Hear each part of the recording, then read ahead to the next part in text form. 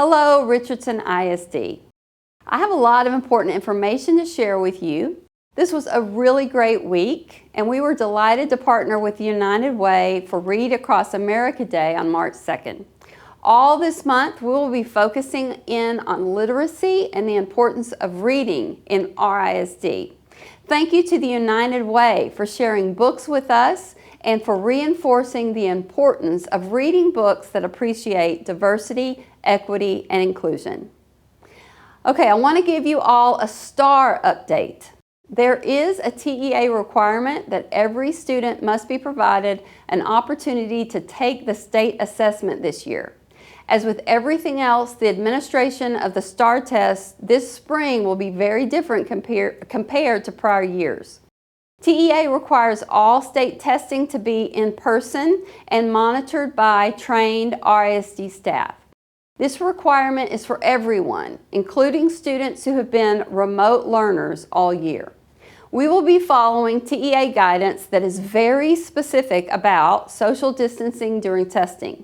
And the best way for us to be in compliance with the requirements is for us to give the STAR test electronically instead of paper.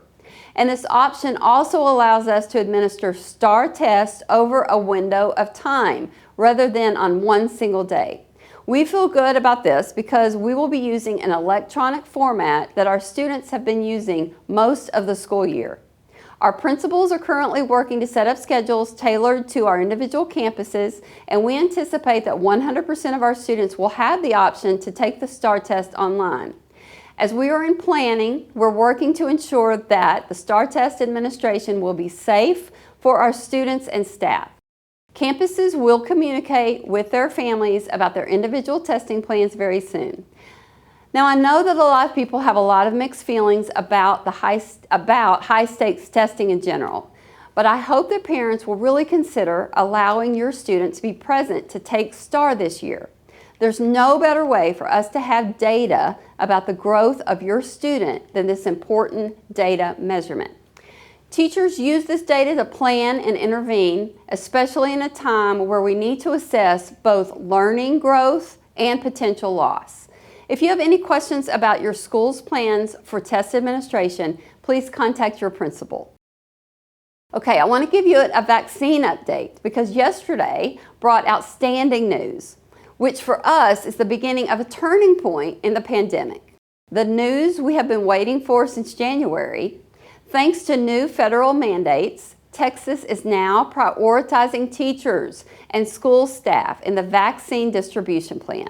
That means our teachers, who have by far consistently expressed the most concern during the course of the pandemic about face-to-face instruction, are now eligible to receive a vaccine if they want one. All of our teachers and other frontline employees won't be able to get vaccinated overnight, but this starting now is a huge development and goes a long way toward us being able to plan for a closer to normal school year next year.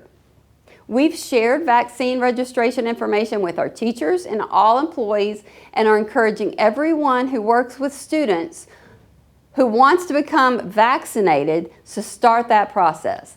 This is truly game-changing news for our educators, and I know that our school board and many of our legislative representatives did their part to advocate on behalf of our teachers and staff, so thank you. I want to give a shout out to our RHS Eagles boys basketball team. They defeated Byron Nelson High School Tuesday with a victory of 66-32. The Eagles are RISD's remaining school in the playoffs, and they have now advanced to the regional finals and face Jesuit this Friday night at Lowe's Fieldhouse in Addison. Go Eagles! And finally, I want to address masks. Based on the media coverage and the many messages and questions that teachers and parents shared with us Tuesday and Wednesday, I'm sure that you saw that Governor Abbott lifted the statewide mask mandate effective next Wednesday. The question in RISD immediately became, how does this impact the school district? After clear guidance from the Texas Education Agency was received yesterday, the answer is RISD will continue to universally require masks for all adults and all students for face-to-face learning during the school day, and at all school-sponsored events. We also re-verified that our public health authorities continue to recommend that masks be worn during in-person instruction, and that's what we will continue to do in RISD through the end of the school year.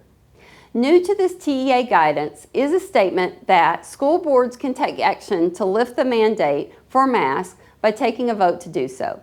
I have not received any indication that our board would want to take this action, nor do I have any belief that they would want to do so. Our school board has been supportive and very consistent with their intent to follow the guidance and recommendation of our health officials in whatever ways we can to mitigate risk in our schools. And they, like I, have kept our pulse on the feelings of our staff, and I can tell you without reservation that the vast majority of our staff feels most protected with masks being worn by everyone in the district. But I do know that not everyone agrees. Since the beginning of this pandemic, there have been differing sides on many issues, and I know that masks and our safety protocols have been something that many in our community do not agree with. It's not that I haven't heard your feelings or your position on masks. It's just that I have a differing view. And I have to follow the judgment on this position and will always respectfully ask that you understand that I will always make my decisions based on what I feel is in the very best interest of all considered. I appreciate the support of our school board and ask that our community respect this decision that masks will remain in effect. I do want to share that we are reevaluating some other aspects of our safety protocols for the fourth quarter, and that's a topic we will be discussing at Monday's Board of Trustees meeting, which I remind you is taped and provided to you on our website if you cannot attend in person. So in closing, I hope that this finds you safe and doing well. I hope that everyone has recovered from the bad weather events from 2 weeks ago, and I hope that you are enjoying this beautiful weather that is signaling that spring is on the horizon. Everyone, please stay safe and well.